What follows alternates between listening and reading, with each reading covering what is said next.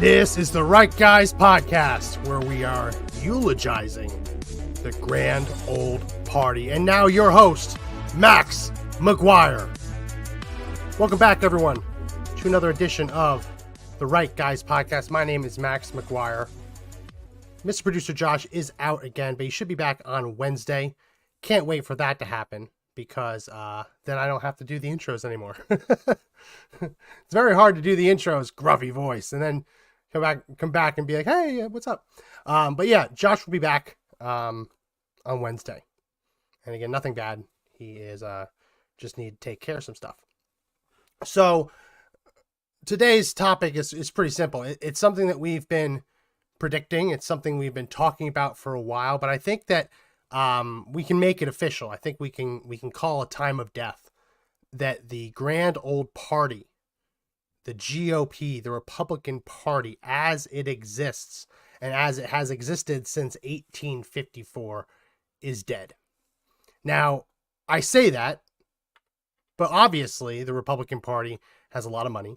Obviously the Republican Party has a lot of infrastructure, so it might limp along for a bit. But as we know it, the Republican Party is dead. And for years, for decades, we've talked about the Republican Party being led by, what's that word? Rhinos. Republicans in name only, R-I-N-O. And it's been true, right? And we've also always thought that we were just getting lied to. Like, just look back 4 election cycles. Just think about who the GOP had nominated. And then think about how drastically they shifted once they were not elected president, or once they lost power, and how they abandoned all of the stuff that they had built their entire careers over. I'm talking about people like John McCain. John McCain, he was always a bit of more of a centrist, but he knew what he had to say to get elected. This is someone who ran for the Senate on a promise to build the wall, but then when Donald Trump was elected, adamantly opposed it. It's going to be a running theme. Talk about people like Mitt Romney. Mitt Romney knew what to say. I didn't vote for Mitt Romney in the primaries. I liked Huckabee that year. But Mitt Romney won.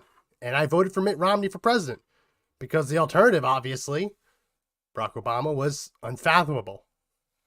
Mitt Romney, Paul Ryan, knew what to say. Knew what to say to try and turn out conservative voters. People like John Boehner. John Boehner knew what to say to get conservative support. And then obviously, yes, Kevin McCarthy, presented as the heir apparent for the Republican Party, only lasted a couple of years. Removed as Speaker of the House. And just weeks, a couple months after being removed as Speaker of the House, he's out now showing his true colors. I mean, it's remarkable, right? Because on the one hand, we're hearing from the GOP, how dare you remove this person from power? We're going to hear a clip from Paul Ryan, where Paul Ryan says what they did to, what Matt Gaetz and company did to Kevin McCarthy was terrible, right? We have that clip. So we're told that we should have sat down and been good little Republicans and let the establishment drive us towards the center, towards the left. But then the very next breath, the people that we were supposed to have supported, the heirs apparent to the Republican Party, are out on television not being very conservative, not being very Republican. As we get into that, I guess we'll start with the Kevin McCarthy clips, because this week he's been making the rounds. This past week, he's been making the rounds on a lecture circuit and doing a speech, little interview at the New York Times. And in both cases, he had the same talking points, which seemed like it was an audition to join CNN or MSNBC, was that the Republican Party isn't diverse enough. And we don't look like the United States. We look like a very restrictive country club. Here's the first clip that's been going very viral. The Democrats, they actually look like America. When I look at my party, we look like the most restrictive country club in America. Yeah, it's a funny joke. It's a funny joke. But who is the audience for this? Obviously, he's at a university. He's getting some chuckles in the audience that the Republican Party looks like a country club. Looks like a country club. But these are Democrat talking points. Democrat talking points claims that, the Democrat Party looks like America. Democrat Party looks like America. Well, we see from another interview the next clip that he did, interview he did with the New York Times, he expanded on this and talked about how when he was in charge of the GOP, he made an effort to specifically introduce diversity into the Republican Party so that I guess the Republican Party could look more like what he considers America to look like. Here's that next clip. The Democrats, and they stand up, they look like America.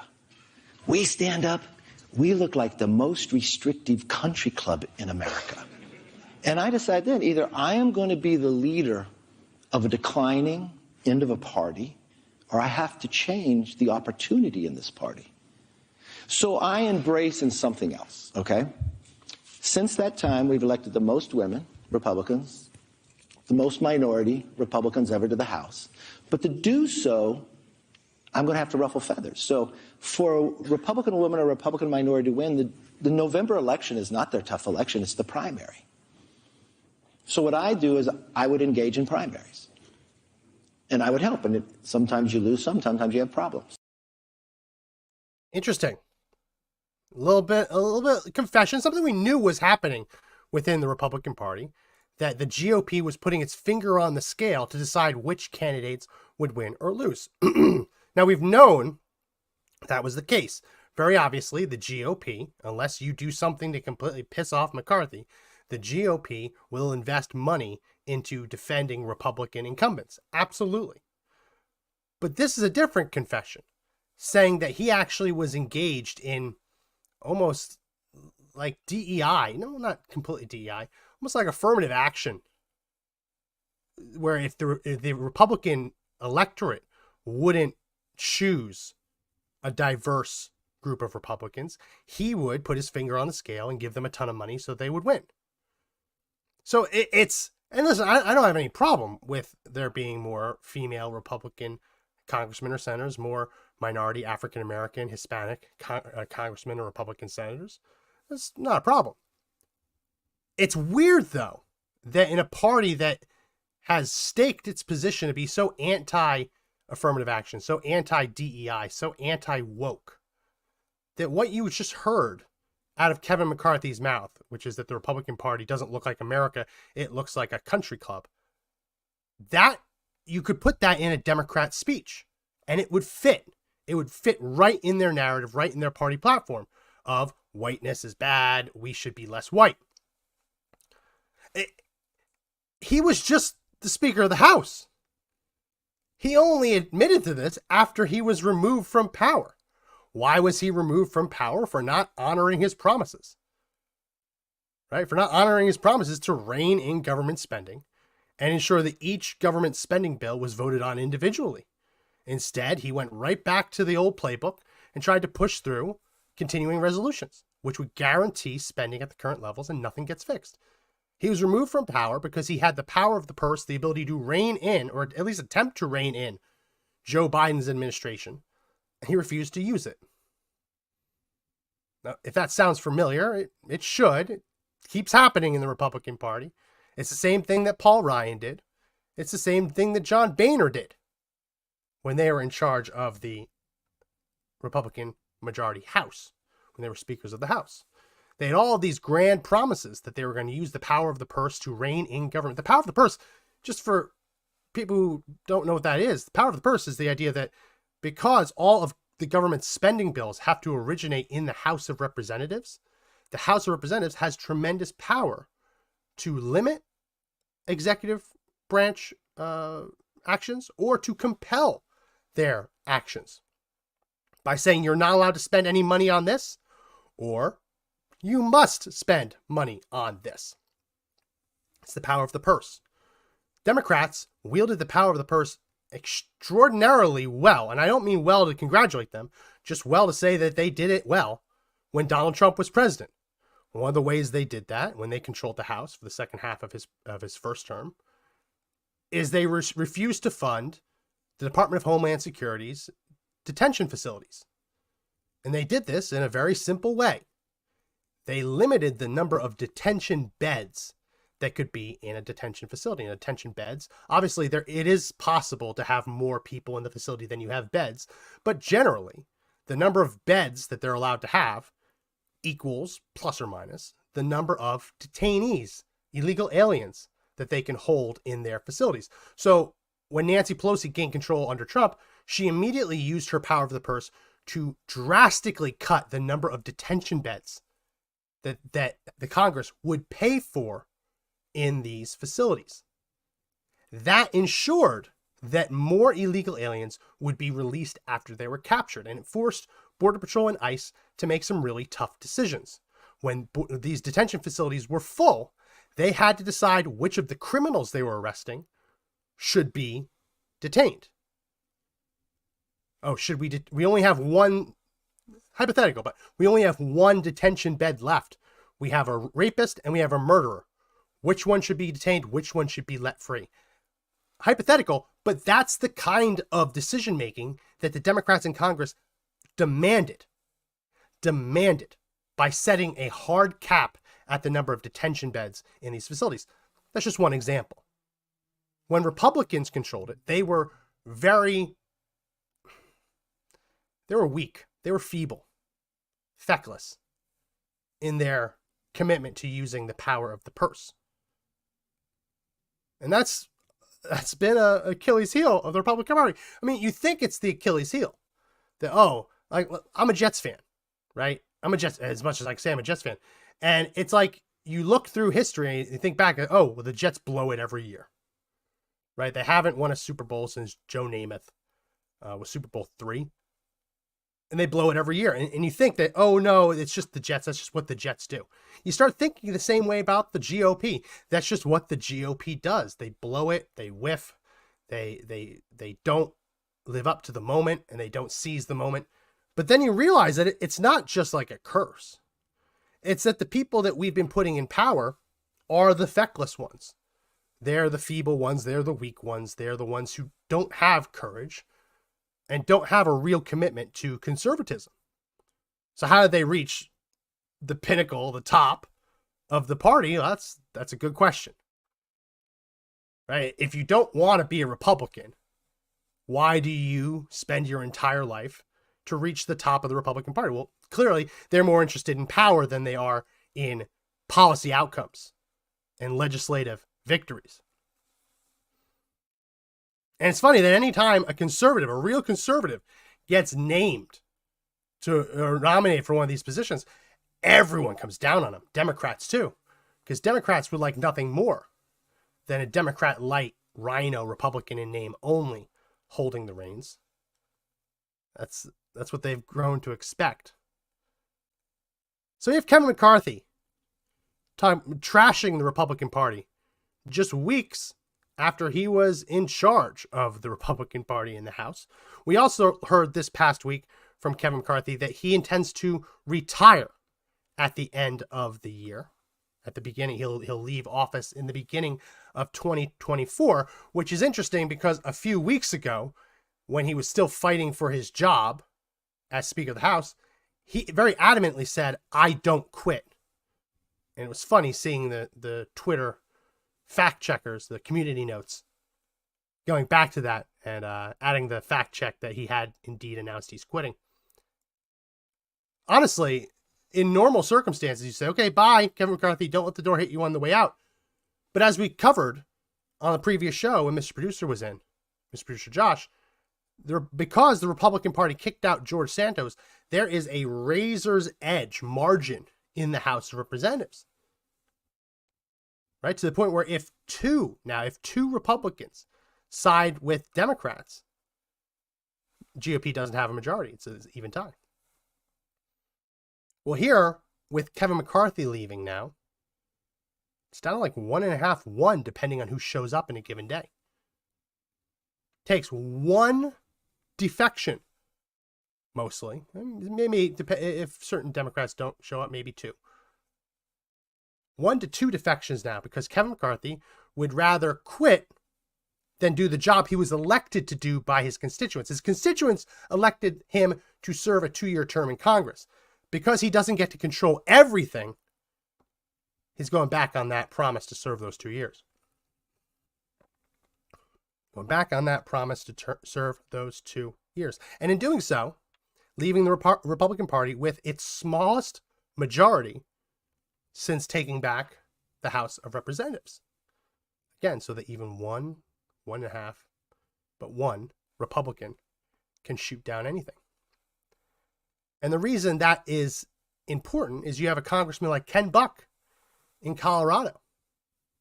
My former congressman, ironically, when I used to live there. Ken Buck has said that he does not support impeaching Joe Biden. Does not support impeaching Joe Biden. So just assume that every other Republican is on board, right? If the House doesn't formally authorize the impeachment before the end of the year, which again, they only have single-digit days left in session.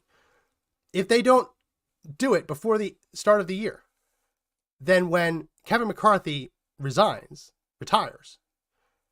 Ken Buck will have the ability single-handedly to stop Joe Biden from being impeached, to stop the impeachment from moving forward to a more formal stage. Now, when we were talking about the GOP removing George Santos, we brought up the fact that George Santos, for as crazy as he is, was like a 96% when it comes to rating how often he votes for conservative legislative items. He was one of the most conservative voting members of Congress. Again, definitely strange. Definitely wouldn't want to really spend any time with him personally.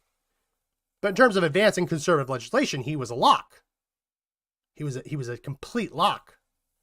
To remove him from Congress proved that the GOP isn't interested in getting conservative pieces of legislation across the finish line.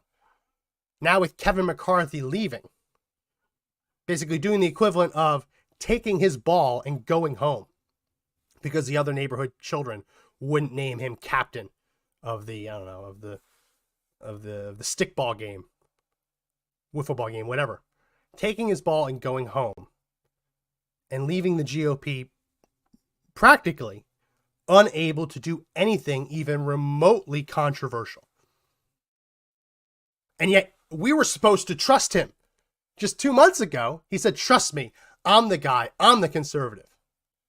And the minute he loses that on power, he reveals his true colors. Just like so many other Republican leaders have in the past. And this episode is going to be relatively short compared to some of the other ones. But I wanted to play some of those clips just to show you the examples that this isn't new. Kevin McCarthy getting removed from power and then promptly switching sides and becoming essentially a liberal isn't new. Michael Steele was the head of the Republican Party. I want to say he was I believe he was the head of the Republican Party going into 2008. I don't know how much longer he stayed, but he was the head of the GOP. He was like a Ronna Romney McDaniel, like what she is now. He headed the GOP, the national party. Now, not only is he an MSNBC commentator, but he is an MSNBC guest host. And he is their go-to Republican when they want someone with the R next to their name to trash conservatives and trash Donald Trump. So here is a clip showing the former head of the GOP acting more like the former head of the Democrat Party. Here we go. Good evening from Washington. I'm Michael Steele in for Chris Hayes. There's a lot to get to tonight, including some really big developments in the many criminal investigations into Donald Trump. But I need to start with a question for today's Republican Party. What the hell's wrong with you? Today, that is the former head of the GOP, Michael Steele, and he opens up the show in for Chris Hayes, who is one of the biggest Democrat Party cheerleaders ever to be on television. And he opens it Let me go back to it. I want to see the Chiron, just the different graphics they were using. So he's going after Ron DeSantis. He's going after Kevin McCarthy based on that. And at the bottom, you can see Republicans in disarray.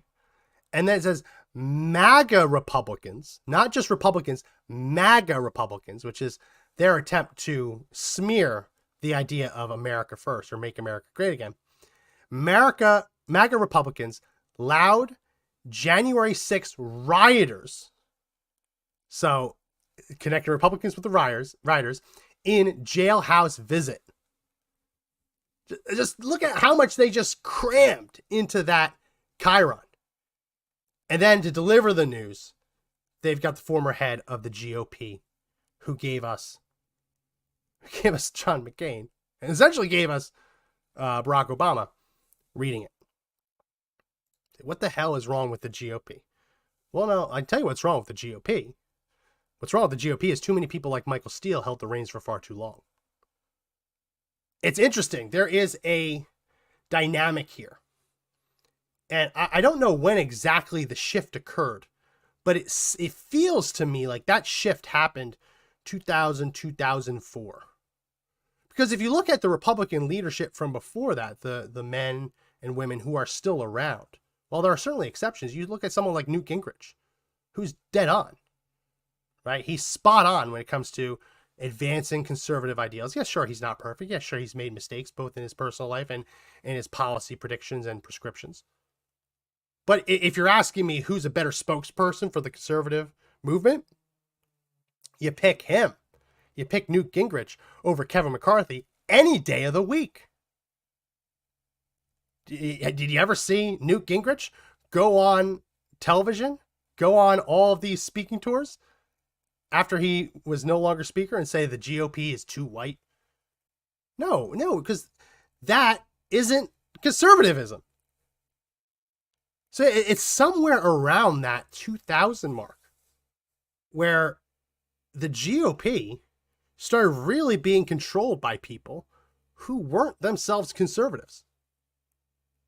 People like John Boehner. John Boehner made a lot of promises.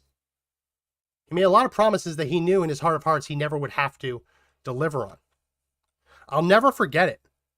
I'll never forget when Barack Obama signed DACA into law. You had a promise from Boehner, you had a promise from other Republicans like John McCain, lots of Republicans. They promised that if the Supreme Court didn't overturn Barack Obama's amnesty program, that they would themselves overturn it. But the reason that they gave for not taking legislative action against Barack Obama's amnesty program was that they wanted to give the courts a chance to do the right thing.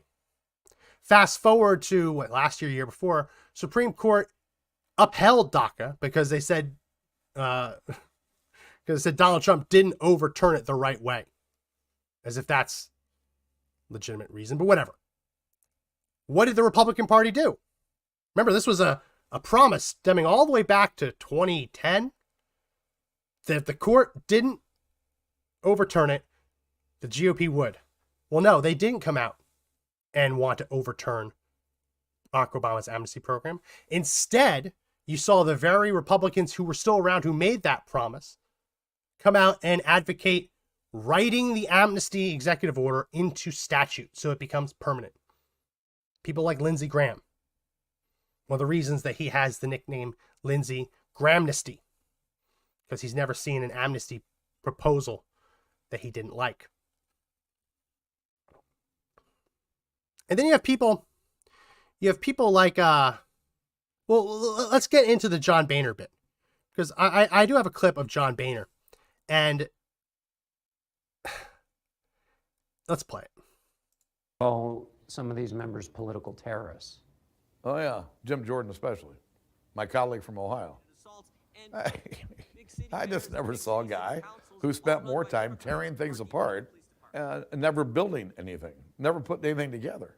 And then there's Senator Ted Cruz, who Boehner says is the ultimate false prophet. I don't beat anybody up. It's not really my style, except that jerk. Perfect symbol, of getting elected, make a lot of noise, draw a lot of attention to yourself, raise a lot of money, which means you're going to go make more noise, raise more money. And it's unfortunate. So look at that. Look at that. It's unfortunate, he says. The two political terrorists, rather than talking about actual political terrorists, like people on the left who have advocated for Hamas or endorsed, embraced Hamas, people who are legitimate political terrorists. Instead of talking about how Barack Obama got his political start in Bill Ayers' living room, who Bill Ayers was a terrorist, right? No, the political terrorists are the ones who want to investigate the wrongdoing and speak truth to power and hold the corrupt accountable, like Jim Jordan. Jim Jordan's not perfect. I don't think anyone expected Jim Jordan to be elected to Congress to write new laws. That's not his background. He doesn't have a legislative background. No, he has a background as a prosecutor of investigating and holding the criminal class accountable. That's why he's in Congress. Like, no one's actually upset that he doesn't sponsor more pieces of legislation, because that's not his purpose.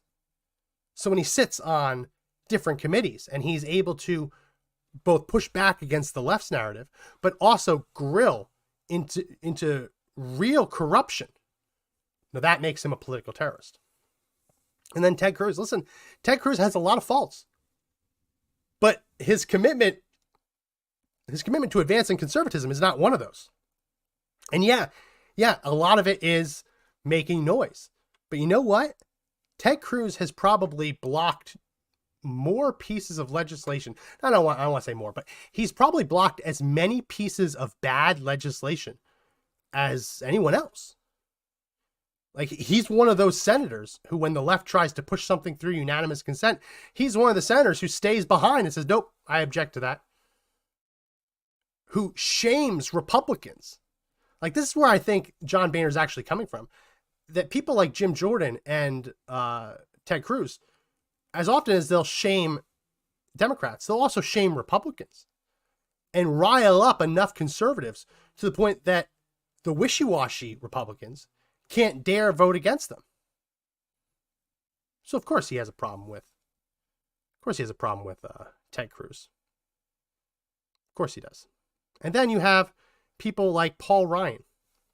Paul Ryan, as we all know, is on the board of Fox News, was behind many of the decisions, or at least played a role in many of the decisions that have driven Fox News away from Donald Trump and away from conservatism towards a more centrist, left-leaning position. Here he is on CNBC, denigrating the Republicans who dared remove Kevin McCarthy. Again, someone we just watched on camera saying that the GOP is too white. Here's Paul Ryan denigrating anyone who would dare vote to not have that man in power anymore. Here we go. How hopeful are you, or aren't you, in terms of a speaker being elected this week? I don't know that it will occur this week. I hope it happens this week. Today's the conference. Tomorrow's theoretically the vote. I don't think they should go to the floor until they need 217, not 218. I think it's important. I think 100 members or so signed a conference petition, and they'll probably vote on this today, that they don't go to the floor until they actually have the votes for speaker. It would not be a pretty sight to see them go to the floor unable to elect a speaker. So I think they need to go to the floor when they have the votes to elect a speaker. You've got two, very qualified people, Jim Jordan, Steve Scalise, vying for it. But it very conceivably could take more than a day or two to get this done. But we just need to get on with it. I don't think there's anything pressing immediately that needs to pass. But I think it's important just for the world to show that our democracy is working, that it's thriving. I think what Matt Gaetz and these 7 nihilists did was a total disgrace. 4% of the conference overturned the will of 96% of the conference to fire a speaker for what? Doing his job. If Matt Gaetz had his way, we would be not only in a dysfunctional Congress right now, but we'd be in a government shutdown. So I think it's disgraceful what these people did. But we have to move on. We have to elect a new speaker. We got to show that we can walk. I'm going to pause it there. It's disgraceful. Disgraceful. They would have led us into a government shutdown. But remember, when Paul Ryan was in there, he towed the line. He said, no, we need to use government shutdowns. That's the power of the purse. Threatening a government shutdown is the power of the purse. Like, just so we're clear, refusing to fund the government unless the executive branch negotiates on something, that's using the power of the purse. So just as he was in office as Speaker of the House, he is just as opposed to actually wielding the power, and more in line with just giving in to the left's demands. Oh no, just fund the government as is. Let Biden just keep doing everything that he's doing. He used a word, and just to make sure that we all understand what the word means, he called Matt Gaetz and the other Republicans who voted to remove Kevin McCarthy, he called them nihilists. And just to put the definition on screen for everyone, just so we're clear, a nihilist is, quote, a person who believes that life is meaningless and rejects all religious and moral principles. That's the word he uses to go after Matt Gaetz, saying that he's essentially an immoral, unethical atheist, which is not true. Not true at all, but it shows how they view the commitment to what they see as the GOP orthodoxy. The GOP orthodoxy is that they only really have two priorities going into any legislative session. That's to keep businesses happy, the business interests, their lobbyists, the business interests happy, and to also help the defense industry by making sure that the Pentagon is fully funded beyond what it was the previous year. Those are really only the only two priorities that the GOP establishment, the orthodoxy of the Republican Party, demands. Everything else is lip service. So if you get in the way of that, if you get in the way of serving business interests or serving defense interests, you are, in the term that he just used, a nihilist. Immoral, unreligious person who believes that life is meaningless. For daring to say, how about we don't just fund the government at the same level? Honestly, with GOP leaders like this, who needs Democrats? Who needs Democrats? And here's another clip. Paul Ryan, remember, a man who did not win in 2012, did not become vice president, blaming Donald Trump for the fact that Republicans that the party was supporting weren't winning. Here's this clip. 15 seats, Republicans would pick up at least 15. What happened? A couple of factors, but I personally think the evidence is really clear. The biggest factor was the Trump factor. Just look at how Kristen Sununu ran ahead of Bolduc in New Hampshire. Look at where Kemp ran ahead of Walker in Georgia. So I think we would have clearly have won the Senate had we had traditional Republicans in the general election, like these governors did. I think we would have won places like Arizona, places like Pennsylvania, New Hampshire, had we had a typical traditional conservative Republican, not a Trump Republican. Interesting. This traditional Republican. What is a traditional Republican? A traditional Republican is someone who makes a lot of promises and doesn't deliver on any of them, except for the promises to help business interests and defense interests. Other than that, it's just undelivered promises. Right? The reason, and we're hearing it even now. We're hearing it even now from the Senate Republicans. Let me see if I can find that article. Senate Republicans are getting really upset that Donald Trump is promising things on the campaign trail. They're getting really upset that they're going to have to actually honor the promises that he's making. Here we go. Here's the article I'm thinking of. GOP, this is on the Hill. GOP senators feel ambushed by Trump's policy promises. So what are some of these policy promises that they're ambushed over? Healthcare, repealing Obamacare. Immigration, stopping illegal immigration. What other ones are they talking about? No, Now, those are really the big ones. Those are really the big ones. It's incredible, though, because it was never controversial for the GOP to say, we want to get rid of the Affordable Care Act and we want to secure the border. Those were planks in the Republican Party platform. And just to show you how much Donald Trump has broken the GOP, how dead the GOP is, a plank from the platform just a year ago, 2 years ago, 3 years ago, however many, is now making senators uncomfortable. And you start to understand why Paul Ryan in 2016 actively wanted Hillary Clinton to win. He would have rather Hillary Clinton won and him get to continue making promises he had no intention of ever delivering on than Donald Trump win and him actually having to do what he promised. And that's the problem with the Republican Party. They are con men. They are absolutely con men because they can't stop lying to Republican voters. They can't stop lying to conservatives. They'll say whatever they have to get donations, to get primary election victories, to win election. And then as soon as they're in, they step back and walk away from their promises. And if anyone dares actually follow through with their promises, someone like Matt Gaetz, someone like Jim Jordan, if anyone dares, Donald Trump, dares make a promise and then demand that that promise be kept, well, it is amazing to see the GOP infrastructure go after them. It is amazing. Matt Gaetz isn't out of the woods yet. There are talks in Congress of giving Matt Gaetz, removing him too. Giving him the George Santos treatment of removing him. Not because he did anything wrong, because he dared to stand up to party leadership that promised something without any intention of actually following through. The same GOP interests that sabotaged and killed Jim Jordan's efforts to become Speaker of the House.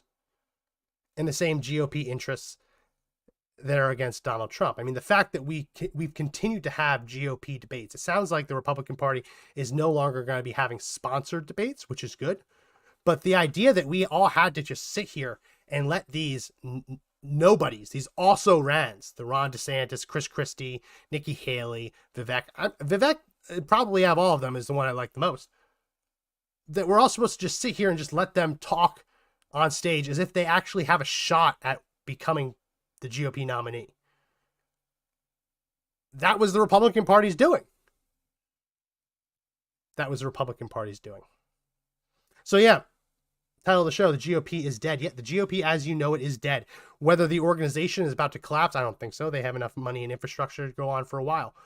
But it's very clear, and it's no longer avoidable, that every single person in the last 15, 20 years who has held power in the Republican Party has been just a con. Every single Republican who's held power within the party has been a closeted leftist. But no, keep donating. Keep donating. Now we got the GOP as we know it is dead, but we got to take the party. And the way you take the party is through primary elections. You just heard Kevin McCarthy talk about how he was able to dump money into primary elections to get his preferred candidate to win. Well, grassroots activism can defeat that.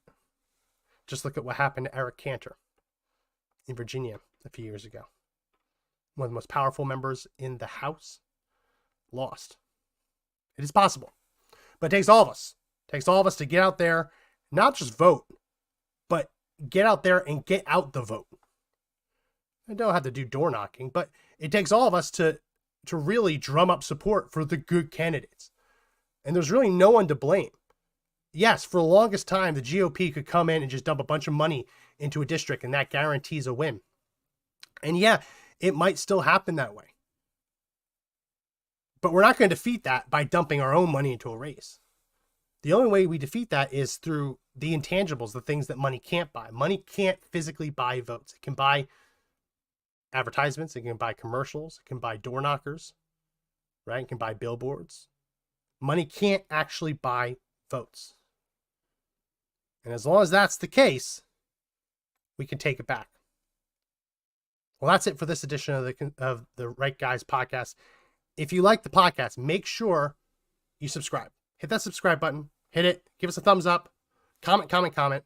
Also, subscribe to one of the audio versions. We have a bunch of audio versions in the description. Really helps us as we're trying to increase our listenership, our audience. So when we go to advertisers, we can qualify for certain advertising programs. Very important. Set it to auto download and listen in the car. If perchance you can't watch it, listen. We try and make these programs as audio friendly as possible. That's it for this edition of the podcast. My name is Max McGuire. Mr. Producer Josh will be back next time. Until then, though, remember that the fight to take back our country is not over yet, but the only way we win is if we all step and fight together. See you next time.